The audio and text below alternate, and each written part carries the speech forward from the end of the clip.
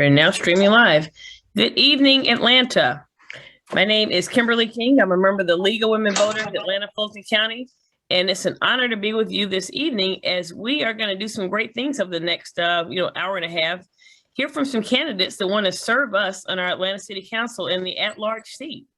So we have some great candidates. You probably know their names from all their extensive community service anyway, but we're going to ask some great questions for them because they play a very important role. As you're probably aware, the city council, at least for the city of Atlanta, every municipality may be different, but they make the laws that govern our city. They develop the policies that serve as operational standards and guidelines and establish the parameters for how we administer our government. So these folks will play a very important role in how you live your day-to-day lives. So we really want to ask them some good, solid questions, hear from them, learn more about them and what they think about the role and what they can do to help Atlanta stay as the greatest city ever. And I say that not just because I'm from here, because it's true.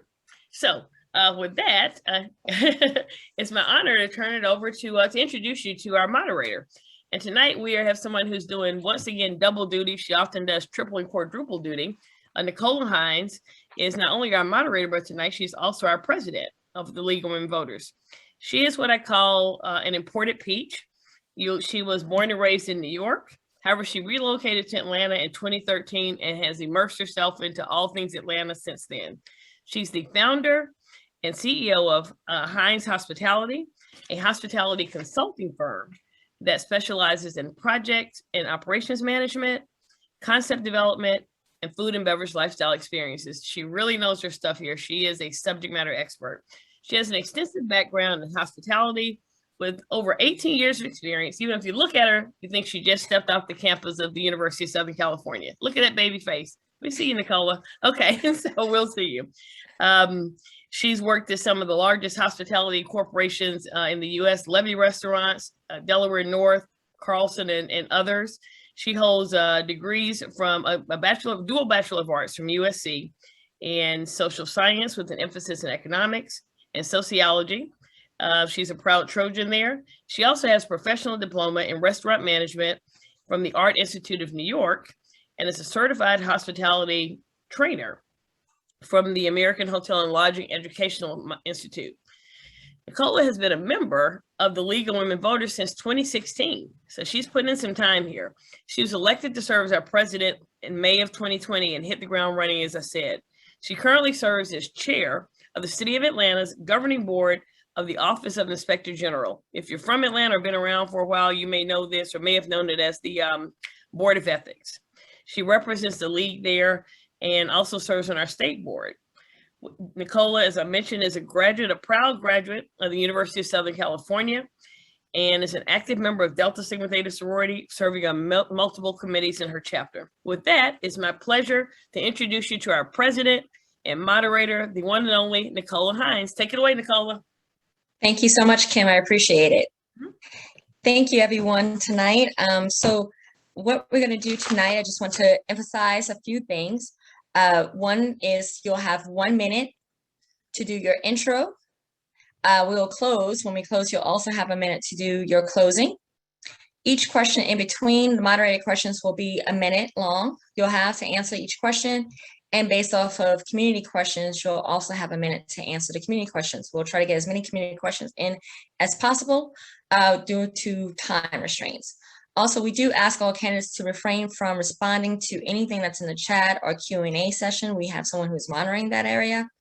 And no campaigning in either the chat or the Q&A session. So definitely appreciate that if you can just remember that. And let's go ahead and get started. And I will be doing it in alphabetical order since there's only two of you guys. We'll be ping-ponging back and forth with the questions. So let's go. Let's start. So we're going to kick it off. Well, I'm going to kick it off with crime, right? Crime has been the #1 hot topic, or one of the hot topics of the city of Atlanta. So crime in Atlanta has hit national news. In 2020, Atlanta, the city, saw 29 murders, 172 shootings, 626 aggravated assaults, 33 rapes, and 255 robberies in 1 year. What solutions do you have to reduce crime and improve public safety? And that will start off with candidate Russell Ofkas. Did I pronounce it right? That's good. Am I going to be able to introduce myself? Oh, I'm so sorry. You know what? I do apologize. I'm so getting to multitasking. That's exactly what Kim said. So yes, please introduce yourself. We'll start off with candidate Russell Ofcos, and then we'll go to candidate Westmoreland for your 1 minute introduction. I do apologize for that. Thank you. That's me multitasking. You can go. You're muted.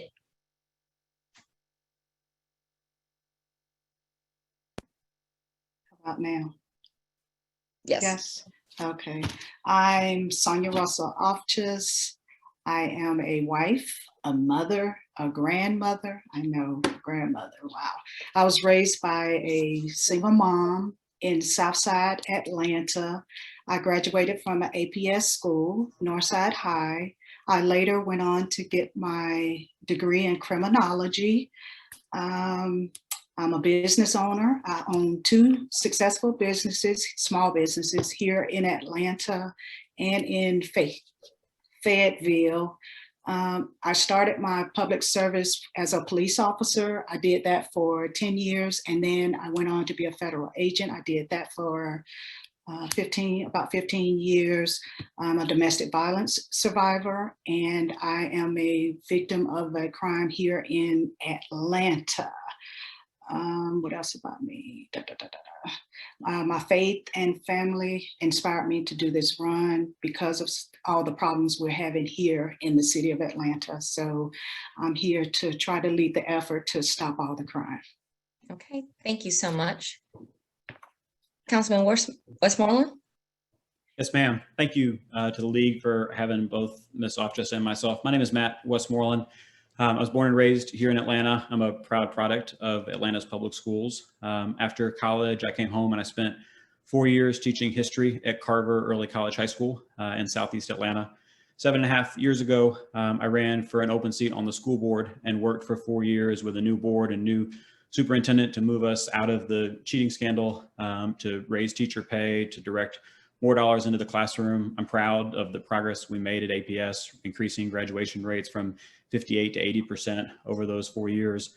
4 years ago, I ran for an open seat on the Atlanta City Council and have been working hard over these last 4 years to ensure the city is making investments in housing affordability, in inclusive economic growth, in workforce development, making sure that our streets and neighborhoods are safe for all of our residents. I appreciate you all having this forum this evening, and I'm looking forward to the conversation ahead. Thank you so much. Now we'll get into the nitty and gritty. Apologize about that. Jumping the gun.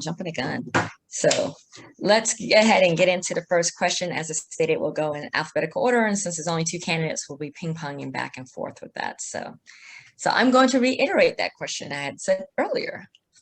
So we're going to start off with crime. Crime in Atlanta has hit national news. In 2020, Atlanta, the city has saw 29 murders, 172 shootings, 626 aggravated assaults, 33 rapes, and 255 robberies, all in 1 year. What solutions do you have to reduce crime and improve public safety? And I'll go back to candidate Russell Ofcus. Okay, thank you for the question. And yeah, we're having a lot of problems here in Atlanta, big problems. One of the things I think is that we have to police in a different way. We need to do some forward thinking. Forward thinking to me would be let's look at UAVs. Let's bring in UAVs.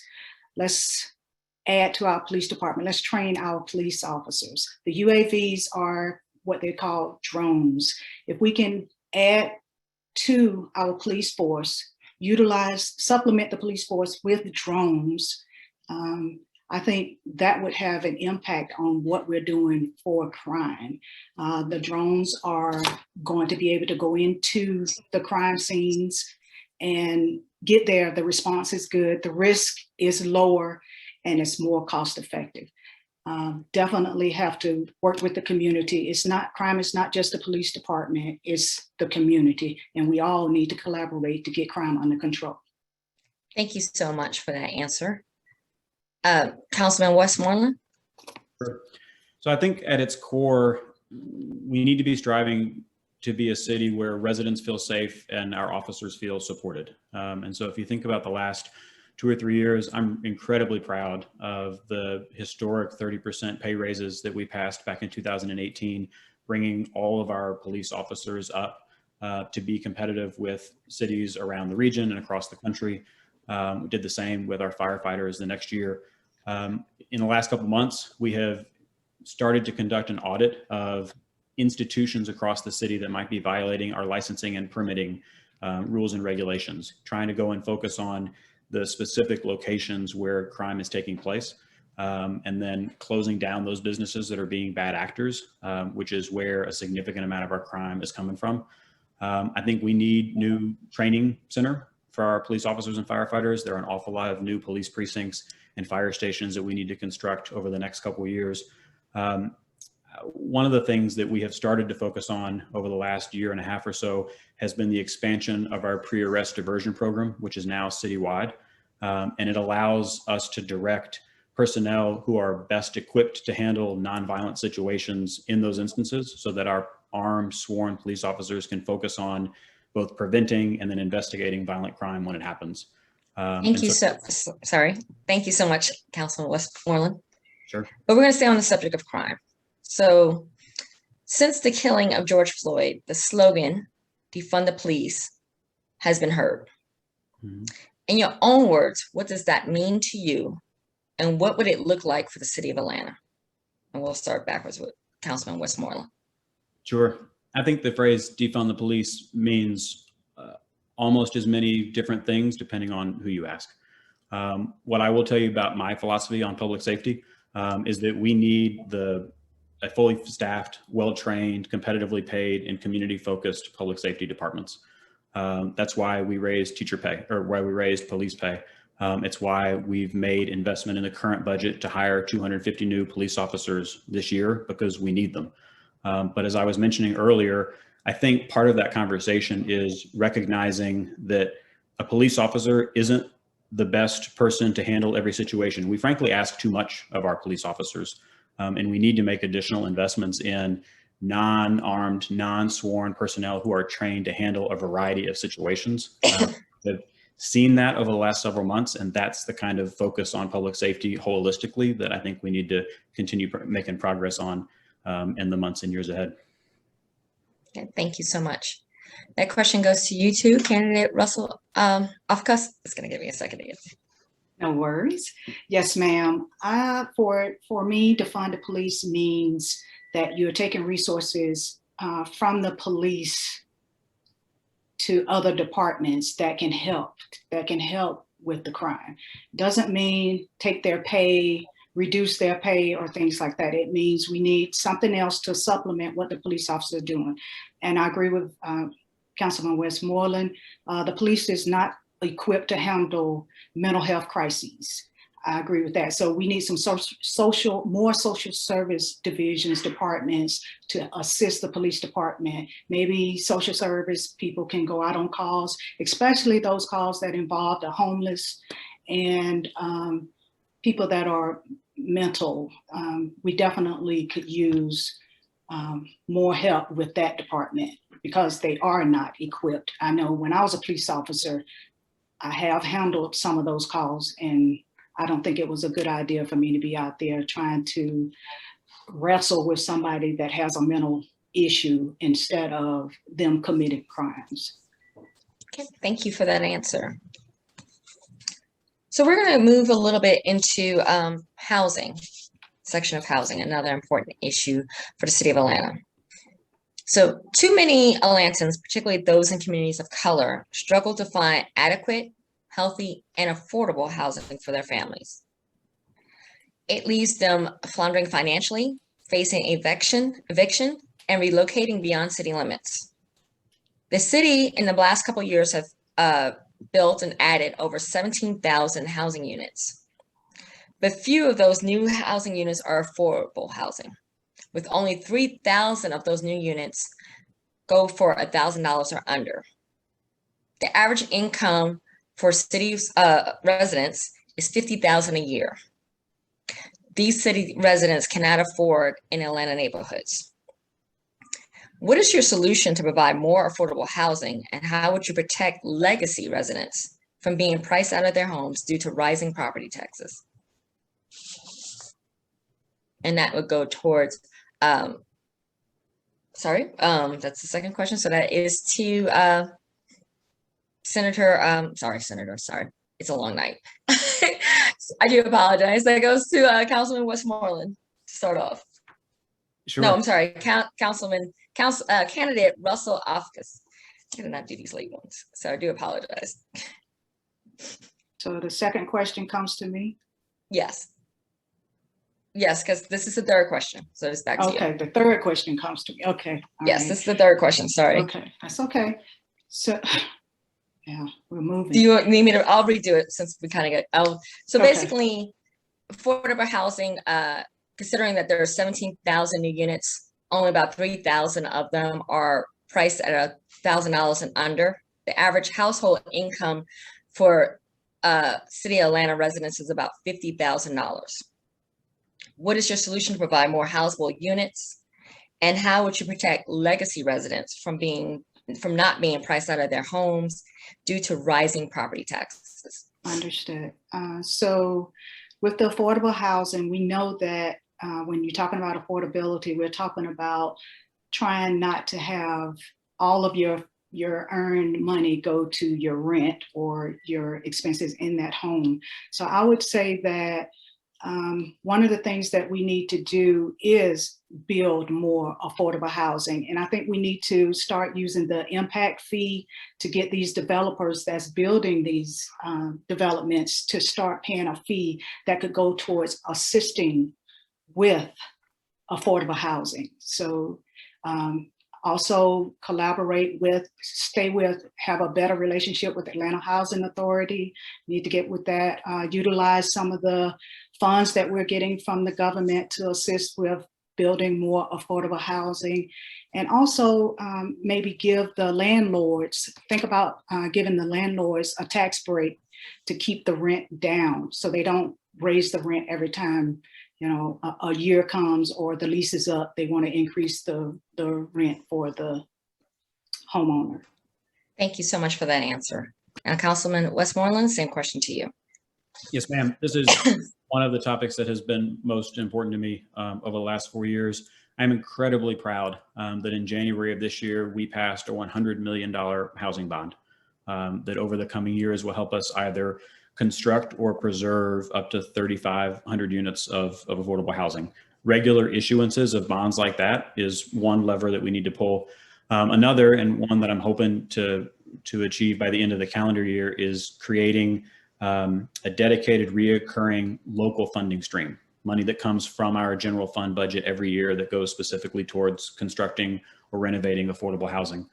In Invest in Atlanta, our economic development arm, we have shifted that ship, and we can talk more about that a little bit later. But each month we have meetings where we are issuing bonds that help build affordable housing units, 715 units at our last meeting, and 80% of those were for residents earning less than 60% of the region's median income. And then the last piece is city land.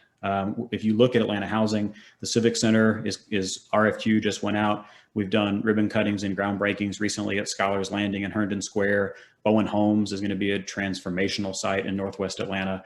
But there's much more city land under our control that we need to be putting back into circulation and building units that can be affordable forever. Thank you so much for that answer. Staying on the topic of housing, and this will go to Councilman Westmoreland. Georgia has a swift eviction process, one that hits renters with an eviction notice as soon as they miss a payment. Other states build delays in the process so the renters have a chance to make payments before getting hit with an eviction notice.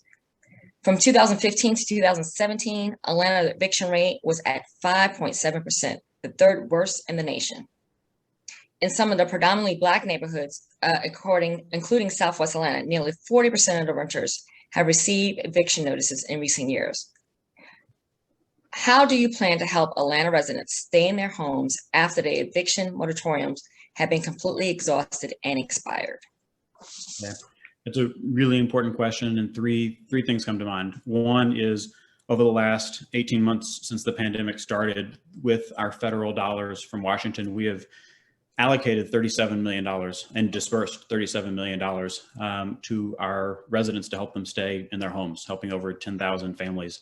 Just today, in the committee that I chair, we allocated another $12 million as the moratorium is lifting to help continue to help families who are struggling to make their rent payments. Two other thoughts. One is, to your point, state law is, Georgia is one of the least tenant-friendly states in the country. And there are advocacy efforts that we can do at the state. I actually had a meeting earlier today with a lawyer at the Atlanta Volunteer Lawyers Foundation about a program in New York City. They set up an Office of Civil Justice, and there are lawyers, both part-time and full-time, in New York City who are solely focused on this. If you look at the data, 99% of Fulton County residents who were evicted last year didn't have legal representation. I think there is an opportunity for us to put city dollars toward an office that provides that kind of representation to help people stay in their homes. And I was excited about today's meeting and where it might lead in the next couple weeks or months. Thank you so much for that answer. Candidate Russell Ofkus. Yes, ma'am. I think AGC just put something out about the funds that the city is holding on to for the moratorium. I'm not sure if I read that right, but I think they're holding on to a lot of those funds that are not going to the people that need them. I think we need oversight, need a better oversight process to make sure those funds are getting to where they need to get to be. If the federal government is passing those funds through, I think we need to do this timely, not just have people get kicked out or be on the list to be evicted. We need to do a better job at making sure they get the resources that they need. We also need to work with the landlords to make sure that we've done all we can do to keep them in place. Maybe provide some kind of benefit. I don't want to say nothing about Section 8 or anything like that, but we need to do our part. City Council, City Hall needs to do their part and help the people that are struggling, help pay their rent. And if they are getting those funds, they need to be able to disperse those funds in a timely fashion. Thank you so much for that answer. Since we're on the topic of housing, we're going to talk a little bit more about poverty, jobs, homelessness in the city, since it all ties in, right? The Atlanta region is a leader in job growth, but too many of our good jobs are going unfilled. More than half of the advertised jobs in this region requires at least a bachelor's degree, with only 35% of our residents over the age of 25 that meet the requirement. At the same time, some of our residents aren't even getting the skills needed to land a well-paying job.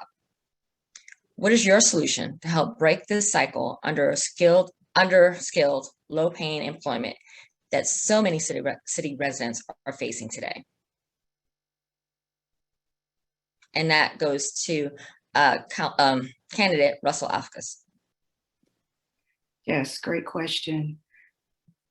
So what I envision is for us to start early. We need to start with the youth, start with our high school students.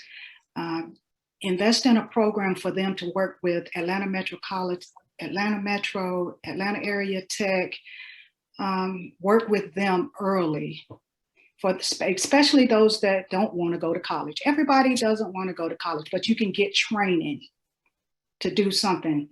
And let's stop talking about jobs. Let's talk about careers. Let's make careers instead of just jobs. And if you start early with the youth, get them trained, get them educated in something specific. Let's say we go green. It's time for Atlanta to start thinking about going green. We go green. You teach these kids coming out of college how to maintain those vehicles, train them how to do that. And you'll get them interested in something that they can do without having to go off to college, wait 4 years before they get a degree or whatever. But definitely, let's talk about getting them started early. Thank you for that answer. Councilman Westmoreland, Sure. answer goes to you. Yes, ma'am. One of the real drivers of our work over the last 4 years has been a harsh truth that Atlanta has among the widest income inequality and lowest social mobility rates in the country. And so in the spring of 2019, we started having a conversation about shifting the focus of Invest Atlanta, our economic development arm, away from the recruitment of Fortune 500 company white collar jobs in Midtown and Buckhead. And those are important. But so is what we have shifted our focus to, which is economic growth in underserved communities. A focus on middle wage jobs. We created last year a middle wage jobs fund that is dollars specifically to either create or relocate jobs that pay $40, $50, $60, $70,000 a year, especially those that don't require a college degree. And then those dollars are being used to match residents who lived in underserved communities to those jobs. WorkSource Atlanta has been a troubled agency for a long, long time. But over the last year and a half or so, we have started to move away from that with new leadership that has helped solidify the federal dollars that we're receiving, ensuring that we're spending them, which was a challenge over the last 10 or 15 years. And so I think short term, our economic mobility plan, our middle wage jobs fund, continuing work around to improve what's going on at WorkSource Atlanta. And then long term, we need to have a conversation about early childhood education as an income mobility lever, but we'll talk about that a little bit later.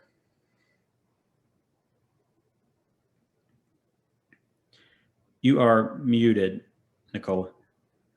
Thank you. Sorry about that. Background noise in the house, so I had to mute myself. I do apologize. Okay, so staying on a topic of homelessness and poverty and jobs, what are you planning to do with the homelessness in our communities? As you see, where tent cities are, being built, or not necessarily built, but we are seeing tents up and then turn around, the tents are down. Then they go somewhere else, tents are up, tents are down. So this question starts off with Councilman Westmoreland. What are you planning to do about the homelessness in our community, in our city? Yeah, no, that's a really good question. Partners for Home, which is our continuum of care entity that leads all of our homeless efforts, is run by a woman named Catherine Marchman. And we all have seen the effects that COVID-19 has had on several different aspects of society, but an increase in the unsheltered homeless population is one of them. And so whether it was the CARES Act funding that we received from the federal government last spring, thanks to Senators Warnock and Ossoff, we received another $178 million several months ago. In both of those instances, we allocated a significant amount of dollars toward two things. One is emergency short-term sheltering. And part of that conversation is around, it's one thing to go and have a conversation with someone about a housing opportunity. It's another for them to be willing or wanting to come into the system.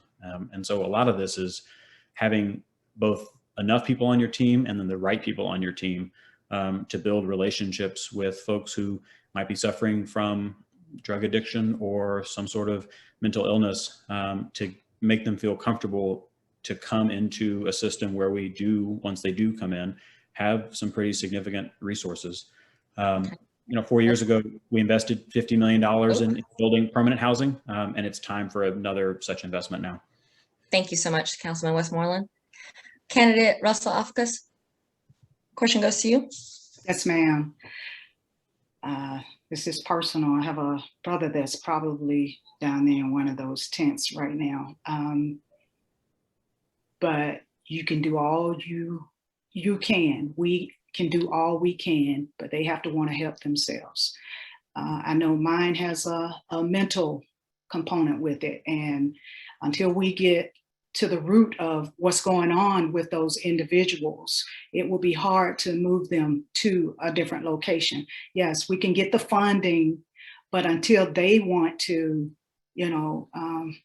help themselves or don't want to be there. Right now, I know my brother wants to be there. He doesn't want to come into our home or whatever the case may be. He doesn't want to take his meds. So we have to address the root causes first and then work on finding them homes or for, somewhere for them to live.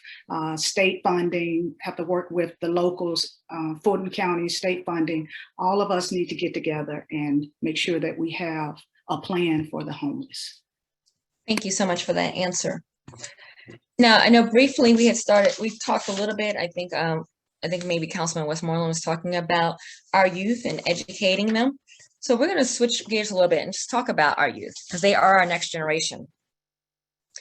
Researchers find that most students need to read proficiently by the end of the 3rd grade to be successful in their future studies and their careers. In the city of Atlanta, only 40% of 3rd graders are hitting that mark, 40%. How do you plan on working with APS to make sure that the next generation of Atlanta residents are prepared to be successful? Yeah, as a APS graduate and former teacher and former school board member, this is probably one of the most important topics that we'll talk about tonight or this fall.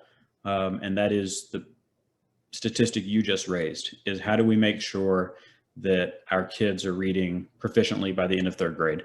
And there are no silver bullets to that, but the best answer is universal access to quality early childhood education. Part of why I ran for council 4 years ago was, one, I saw way too many APS families moving around far too often because of a lack of affordable housing, which is why pushing things like the housing bond was so important. One was a broken workforce development agency. And the third was this: the city has got to partner with the school system to create an environment, and with the business and philanthropic communities, where every single kid from birth to pre-K has access to quality early childhood education. It is the most important thing we could do to break cycles of intergenerational poverty. And it is one of, if not my most important topics to address over the next 4 years. Thank you so much, Councilman, for that answer. Candidate Russell Ufkus. It's okay. So what I envision is that, of course, we have to start early. I think we need to start earlier than 4. I think we need to start at age 3 to get them, started on this reading process. And we can't do school just around, till summer. What we need to do is invest in summer enrichment programs, reading programs, things like that, so the kids have something to stay engaged with. You can't just learn from going to school. The parents have to be more involved. We have to get the parents. We need to start meeting with the parents to make sure they're getting involved in their children's educations. I have a lot of my sorority sisters are teachers, and they talk about how they're having to be the parent and the teacher. And I don't think it's fair to the teachers to take this on. I think we need to have better programs for summer enrichment also. And we need to invest in our children, in our youth at an earlier age. Thank you so much for that answer. I'm going to throw this next question back to you, candidate Russell Ufkus. We've all seen the young men on the corner, right, selling the water. They've been dubbed the water boys. A lot of organizations, along with the city, are working tirelessly to help provide them with some guidance. However, what are some of the solutions do you have to expand youth services, especially for those who are not of entrepreneurial spirits? We have a whole group of kids who are not selling waters. So what are some of the solutions you have to help with youth services for those other children? So you're asking not the water boys, but other youth. Other youth. Okay. Lately, everyone's been focusing on these quote unquote water boys, but we have a whole bunch of youths that are not on the corner and need other resources. So what are some of your solutions for them? So the same as the enrichment programs, we have to keep these kids busy. You have to keep them engaged. Parks and recreations need to get involved. During the summertime, they should have activities, not just just like I did when I was young, and it's been a long time, but we had a place to go where we could shoot basketball, we could do homework, we could study, we could do whatever, go to church if we wanted to. But the city has to get involved in making sure these kids have an outlet. They have somewhere to go.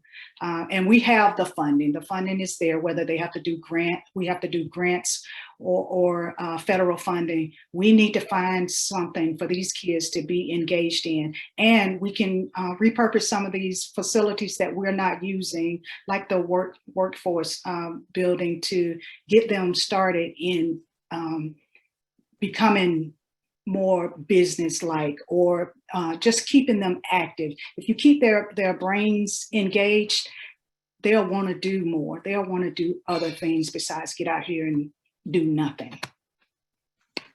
Thank you so much. Back to you, Councilman Westmoreland.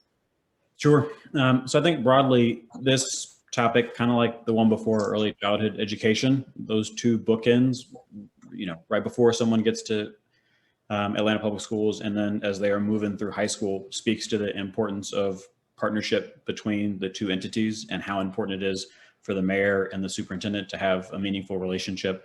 I think our rec centers, all 28 of them citywide, and the hours that they're open and the programming that they provide is a piece of this conversation. The Atlanta Police Foundation has opened up 2 At Promise centers, one in Vine City, English Avenue, one down on Metropolitan. There's a 3rd under construction behind the Young YMCA on Campbellton, and a 4th and a 5th and a 6th that are being envisioned in other parts of town. And then I think for those who either want to work, or I had a number of students when I was teaching who would come up to me and say, Mr. West, like, I need a job to help support myself or my family. That's where a partnership and a functional Worksource Atlanta is really important, so that before and then once kids graduate from APS, as they walk across the stage, they're either heading onto a college campus where Achieve Atlanta can help pay for their expenses, or they're walking into a job that pays a living wage. And I think that's where we come in as a city.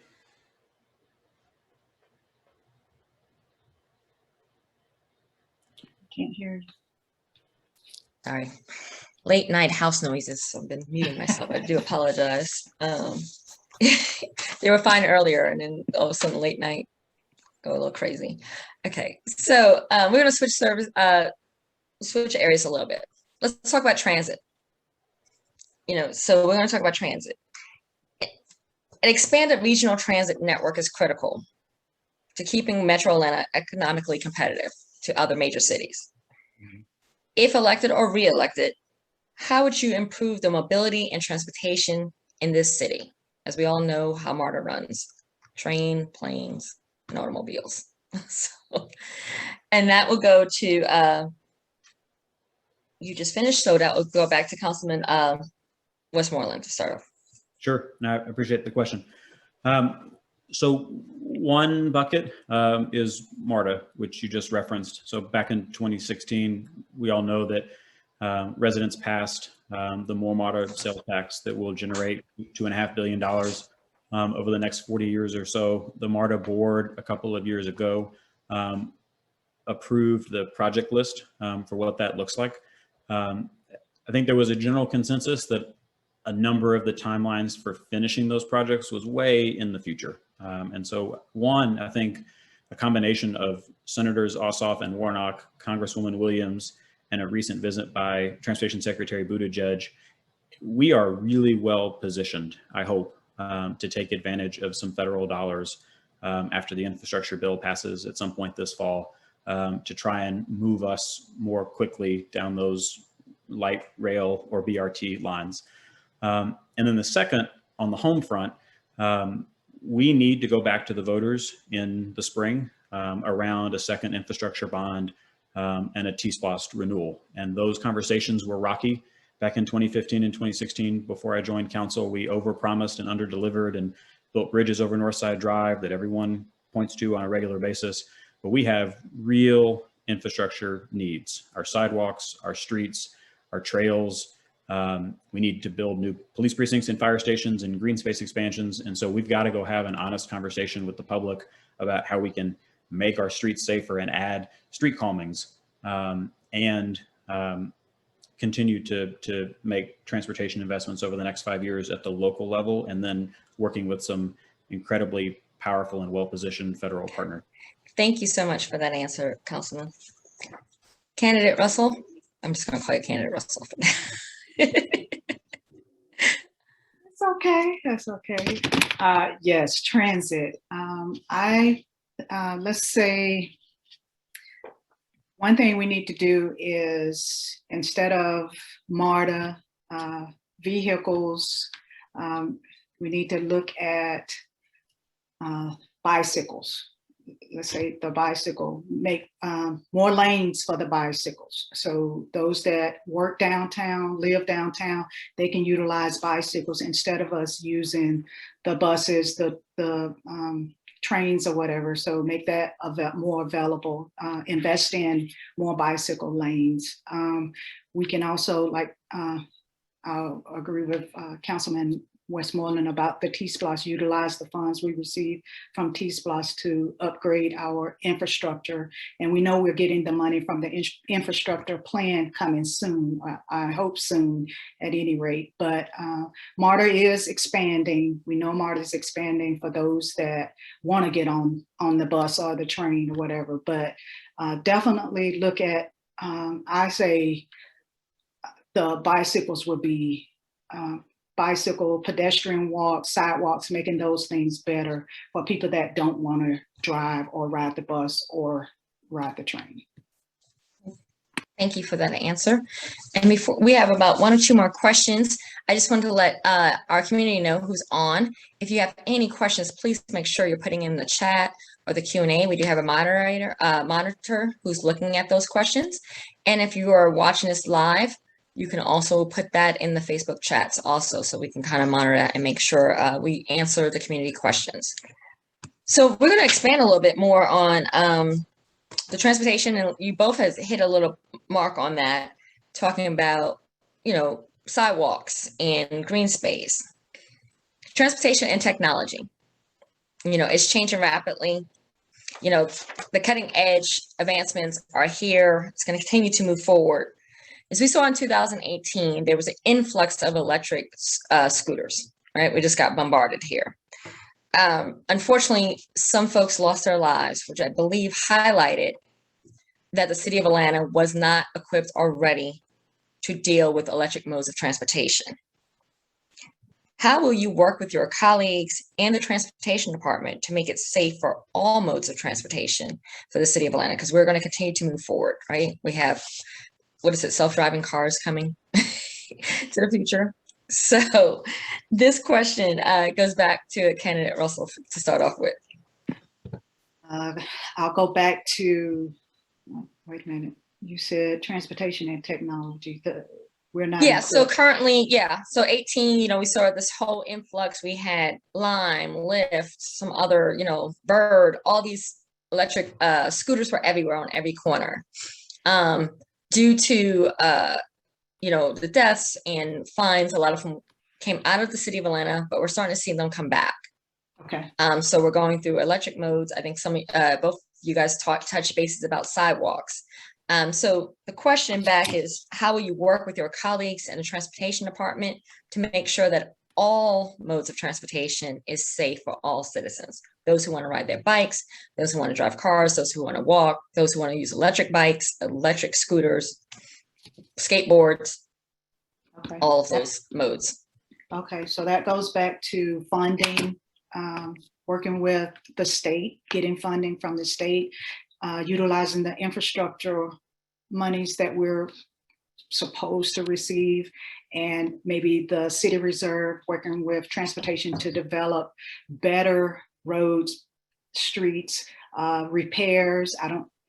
Depends on where you are in the city, how bad the streets are. So making sure that not only is Buckhead, Midtown, Downtown, the best, let's do the whole city. Let's make sure that everybody has the same quality of life that the other side has. But definitely I guess we'll need to have more bicycle lanes, some type of ordinance. We need to do I don't know what the ordinance is. I won't lie. What the ordinance is for the scooters. I don't think you're supposed to be on the sidewalks, but we need to improve those types of laws, and also pedestrian signs. We need to do better with the pedestrian signs. Maybe have them where they hold longer for the pedestrians, and the vehicles or whatever don't, they don't get injured or hit or whatever. But we definitely need to collaborate with everybody, city council, city hall. We need to collaborate with transportation and make sure we're doing things properly for everybody that wants to get out on the streets. Thank you for that answer. And Councilman Westmoreland? Sure. So the start of your question was about the kind of sudden emergence of scooters back in 2018, I think it was. And because of the injuries and fatalities that we saw, a couple of revisions were made. One is that their inability to work after 9 p.m. The second was working with the companies to literally slow them down in heavily trafficked areas like the Beltline to make them safer as people were walking or biking or riding on a scooter. I think looking forward through a couple different funding buckets, we revised our impact fee ordinance this year for the first time in 27 years. It's going to generate millions of more dollars for public safety facilities, for green space, and for transportation, sidewalks and streets and bike lanes like the ones we're talking about right now. And then I'll go back to the conversation we'll have next spring with voters about $700 million in infrastructure improvements. A significant portion of that is going to be in transportation infrastructure, and that has got to include making our streets safer, building and rebuilding our sidewalks. The metrics we're using right now are all about safety, equity, and mobility. Those are the three lenses that we're looking through as we start to have those conversations. And making our streets and sidewalks safer for everyone is literally at the forefront of that conversation and has to be. Thank you for that answer. And you're actually leading into my last moderated question. That's a perfect leeway. We're going to talk about green space. So in the last few weeks and days, we've heard about the new police training facility that passed through City Council. One of the biggest things about that is the location is using one of the last areas of undisturbed green space within the 285. What are some of your proposals to keep what you would consider Atlanta green, keeping our trees and our green and shrubberies available for the city of Atlanta? And that goes back to Councilman Westmoreland.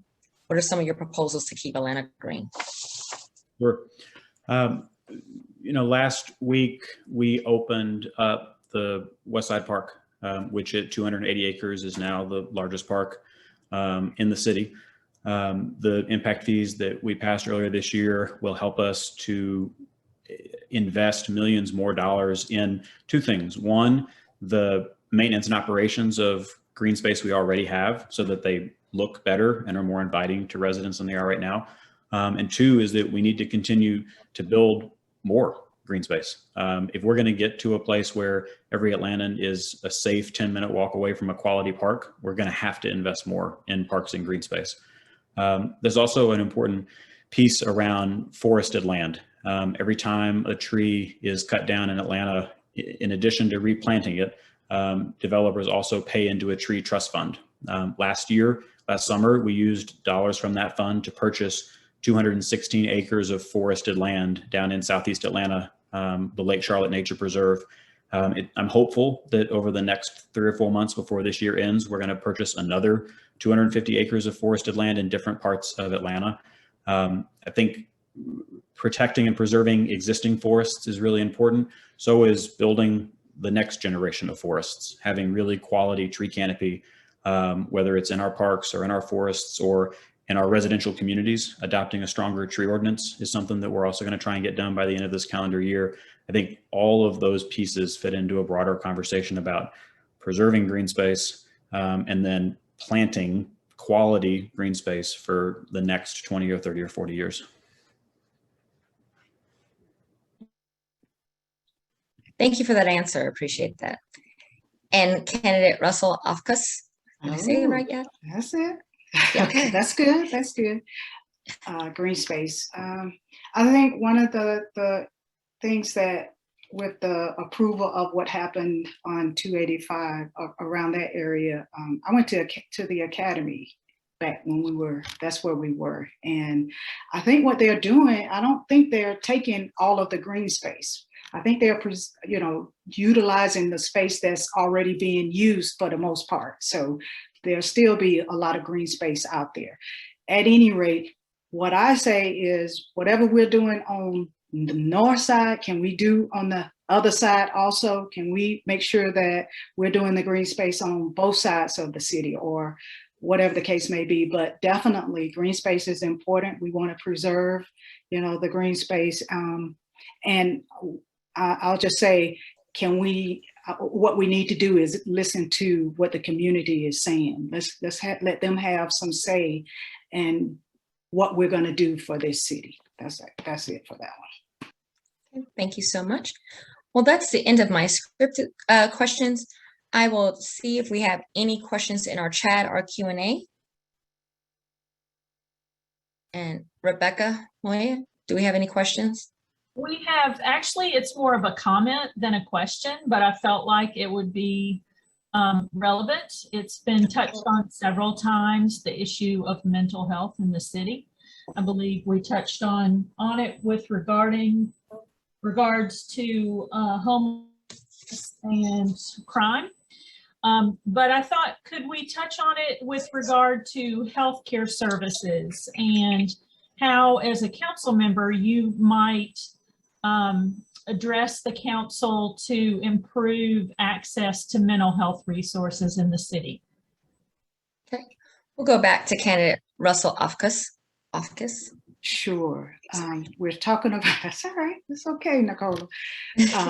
Talking about the facility that's going to be built, and I know we're talking about down the road. However, one of the things that I envision is that we will utilize some of that space at the public safety facility to bring in, we have all these schools here, Clark Atlanta, Spelman, Morehouse, Georgia State. If we could start some type of program at that space where we could bring them in while they're, psychological department at that location, and we can utilize them to help train or educate the police officers or the fire department on what's needed for these, these people that are out here, the homeless or whatever, the people using drugs. If we could just put a facility out there for them, and we could use Department of Education grants to, pay for this. We could utilize funds from Department of Education, federal government, state, whatever, just to house a facility out there that would help police officers better equip them with how to handle these type of people that are having mental issues. Okay, thank you. And Councilman Westmoreland? Sure. The county, Fulton County, receives a significant number of dollars from the state, or the dollars that do exist at a local area around mental health, primarily flow to the county. I think that's an area where, frankly, there's not as much of a partnership and collaboration as there could or needs to be between members of city council and the county commission, so that we're matching the funds that do exist with the residents who need them, is one. Secondly, we need to elect a governor in 2022 who will help expand Medicaid, because there are a great many residents of Georgia, and including Atlanta, who would have far improved access to all sorts of healthcare opportunities with different leadership at the state. And I think that there's a way, city officials can advocate as we move into 2022. One small example is that at the At Promise centers that I mentioned earlier for our young folks, we actually do have mental health professionals who are on site to talk to and engage with and help our kids. And I think it would be worth talking with the Police Foundation about how we might be able to expand that to our rec centers and centers of hope across the city, so that regardless of whether someone who is young goes, they'll have access to that, and then having a conversation with the county about how we do that with our adult population. Thank you. Rebecca, do we have any more questions or comments? And I don't see any additional questions in the chat or on Facebook. Thank Okay, you. thank you. Thank you for that, and thank you for helping out. With that said, we will go to the candidates' closing statements, and we'll go in reverse order. So it'll go to candidate Westmoreland to give his 1-minute closing statement, and then to candidate Russell Ofkus. I'm going to get your last name right. This ain't going to be the last time I see you, right? So we're going to get that name right. So there we go. Sure. Thank you to the league for the invitation tonight. Enjoyed the conversation. I am incredibly grateful for the work that you all do to educate and advocate for our residents. I have enjoyed working alongside you over these last 4 years. I'm proud of the progress we've made on a number of the issues that we've talked about tonight. There is a whole lot more work to be done, and I'm excited about the prospect of doing it. Please don't ever hesitate to reach out if I can ever help from City Hall, and I hope all of you have a wonderful rest of your evening.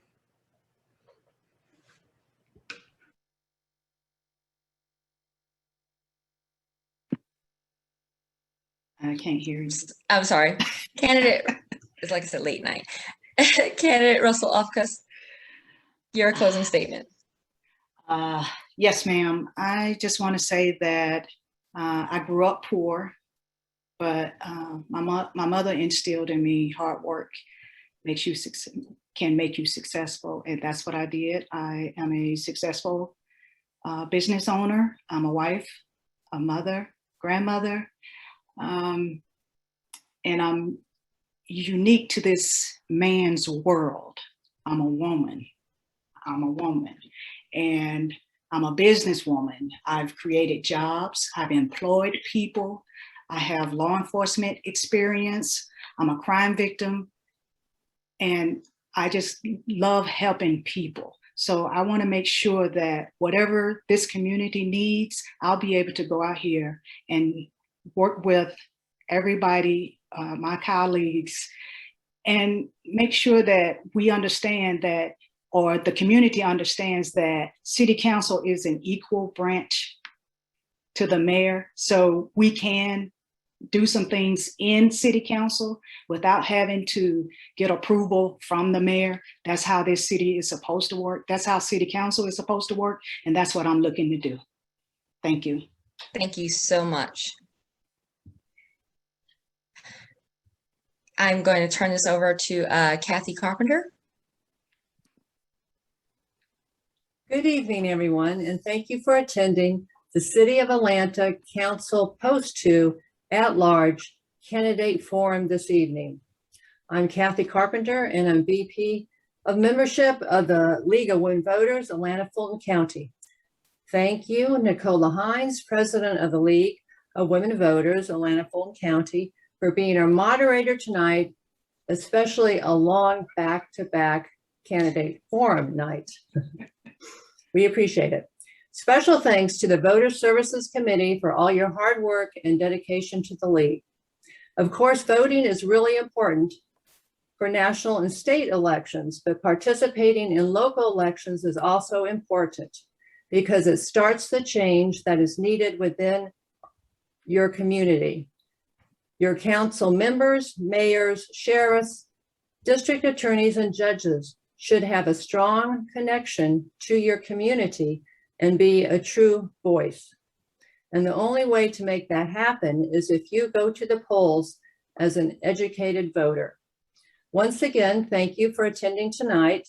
And if you would like more information about joining the League of Women Voters, Atlanta Fulton County, you can go to our website at lwvaf.org/join.